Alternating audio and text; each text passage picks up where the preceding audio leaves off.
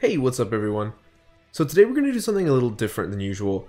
So this is a match I played 2 weeks ago where I got completely destroyed as Y'shtola. I'm going to let the game play out in full here, and then I want to go over some stuff that I could have done differently and maybe given our team a better chance of winning. It's a pretty quick match. Once it finishes, we'll slow it down and look at certain spots and scenarios and just kind of try and figure out what exactly happened.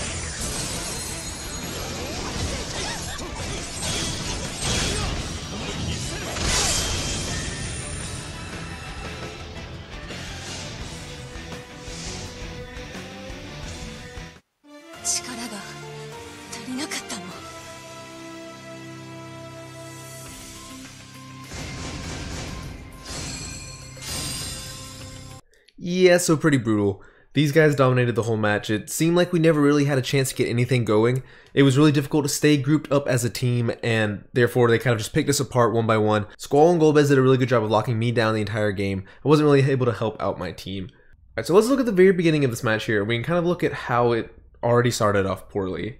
Alright, so here we are at the beginning, and we were on voice chat, and what we kept saying to each other is just stick together, stay together. Let's not let them split us up, because we had played this team before and kind of a similar outcome had happened. So we were trying to stick together. That was the main goal here. And in case you're unfamiliar with this map, it's just one big circle. You can kind of see it on the minimap, completely flat, so just kind of a tug of war of positioning. So what's going to happen here is, you see I'm just going to throw out a trap here instead of throwing out any projectile. And you also see my two teammates have already kind of backed up to the wall here. So because I put down this trap instead of throwing out maybe virus or some other projectile, I didn't really fight for any space in front of me, and that's going to allow the red team to just aggressively move forward. Sure, they can't run into this trap, but that's pretty easy to dodge whenever you have complete control of the map. Because you can see from the minimap right away, we've got maybe this small 10% of the map here where the three of our numbers are. The red team has the complete freedom to run around here. So we've already kind of screwed up by not throwing out our projectiles and trying to be as equally as aggressive as the red team. We have a decent projectile game with Cloud and Y'shtola.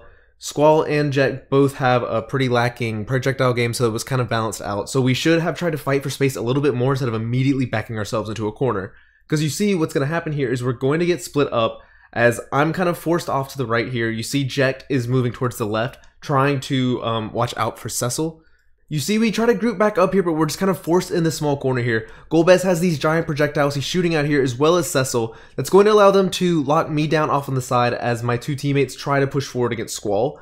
They're going to do a little damage to him. Their lockdown here is going to prevent me from keeping up with my teammates, though. And you see the red team member is going to immediately turn to them once they have me wall rushed, throw out an HP attack to pick up a ton of HP damage on my teammates. So really great divide and conquer strategy there. Squall was kind of just trying to hold his own just long enough for red team to lock me down in a really far away position where I'm not going to be able to help on my team, and then go in for a 3v2 situation. So fantastic job on the red team's part here on using space as their advantage and just really kind of splitting us up and then, you know, dividing and conquering. This map probably one of the biggest, easiest ones to notice positional advantage, just because, like I said, it's flat. It's circular, so you can definitely tell where you stand against your opponents on this one. So now what's going to happen after this is probably a little flustered at their aggression. You see me trying to kind of fend off this Golbez, who's just looking at me. Also, we're just trading projectiles. What I need to pay attention to, though, is the fact that my two team members just got knocked down by HP attacks, so they're not going to be able to join me anytime soon. So we've got all three of the red members charging after me. Now, honestly, there's really not that much I could do. I probably should have laid down some traps, but if I try to shield, they're just going to combo with an HP attack. So you see them all just kind of pushing forward here. I'm going to get caught by Squall, and right here probably would have been a great time to shield because I would have bounced off this wall here. But that's going to lead to me getting wall rushed instead because I didn't shield. Going to get caught by Squall's HP attack there. And then unfortunately my two teammates did try to come help me, but it's going to be a little too late. And so it's going to leave them in a 2v3 situation. Now you see them trying to attack Cecil here, but Golbez is already channeling that Nightglow, going to pick up a kill there on Jekt. So basically what happened there is the numbers game. We weren't paying close enough attention to the numbers game. I should have been more defensive whenever I was just by myself. I shouldn't have been trying to trade. I probably should have maybe dropped a trap and then tried to run away or shield. And then once it was pretty much a foregone conclusion that I was going to get hit there, my two teammates probably should have just kind of stayed a little farther back, but just wait for me to get up and then we could have maybe regrouped.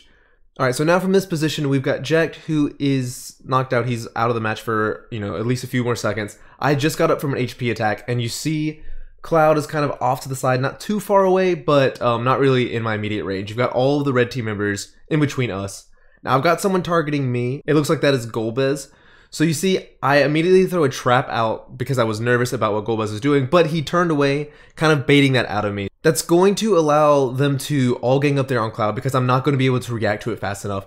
So my mistake there, I think, was throwing out that trap. I should have still been a little defensive and, careful, but there's really no need to throw out that trap there because Golbez isn't going to come rushing into my face. So it's really going to do nothing. If I was really nervous, I could have shielded and immediately dropped it and followed after them. But instead, I wasn't able to react fast enough to protect Cloud here. So he's going to fall, leaving us with 1 health bar left. So I want to jump ahead a little bit. We've kind of tried to stabilize a little bit here. And you see I'm rushing over to my teammates now. We're going to be regrouped, which is, like I said, what we're calling for in the voice chat. We need to, stay together. But once again, we're going to be locked into this just very edge of the map here, which is going to give us almost no room to run. So that's going to cause a huge problem here because Golbez is going to use his Binding Cold here, which is a giant AoE attack. And, maybe if we were in the middle of the map and it was kind of even on the ground, all 3 of us on the blue team could have just ran backwards, stayed grouped up. But to avoid that, you see everyone's running in a completely different direction here. We're pretty much creating a triangle around the red team if you look at the minimap, and as we go a little further, you can see that even more so. So now the red team has completely free reign to pick who they want to kill here, because if they turn on Jekt, none of us are going to be able to get there in time to save him. If they turn on me, no one's going to be able to get there in time to save me. So that's pretty much exactly what's going to happen here, and I think maybe with the right call here, I can't remember if I'm using Holy or Vivifying Lance in this match. If I was using Holy, then I probably should have used that right here. If not, I definitely think the correct move is to shield or maybe try a trap. I'm not sure if that would maybe win out here, but I definitely shouldn't be trying to trade with Golbez right here because he's going to just, our attacks are going to hit each other and then I'm going to get caught by Squall. It's pretty obvious to see with the frame frozen here. So I definitely made a big mistake here in trying to attack. I didn't really recognize the fact in this moment that I needed to be in a defensive posture because of the positioning in the minimap, not an offensive one. So by trying to attack here, putting myself in a no-win situation, Squall's going to take advantage of that, catch me and attack once again, wall rush, and pick up the kill. So that game really just goes to show how important positioning is.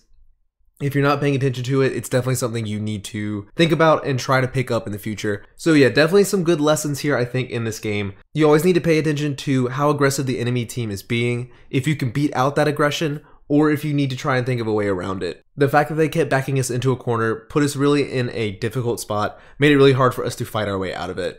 I think we could have made it a little more difficult for the red team to keep up their, great aggression too, by maybe if I threw down a couple more traps to make it more difficult for Squall to just keep rushing around the map, and maybe having Jekt or Cloud keeping an eye on Golbez as well, because he was just kind of throwing out projectiles, throwing out Nightglow, picking up a lot of free damage. So yeah, after watching this match back, I just knew I wanted to do a video on it because I feel like there's a ton to learn from it, just about positioning and things like that. If you guys are interested in these loss analysis videos, just let me know, because I'm definitely down to keep doing more. I think they're definitely useful for me, I just don't know, if other people are interested in it. But if you like it, let me know. So yeah, and definitely shout out to my 2 teammates here, not trying to bring them down by any means. We definitely had a lot of other matches that turned out a lot better, but just, things kind of didn't go our way in this match and just wanted to show that off. Alright guys, thanks so much for watching, and I will see you next time. Have a good one!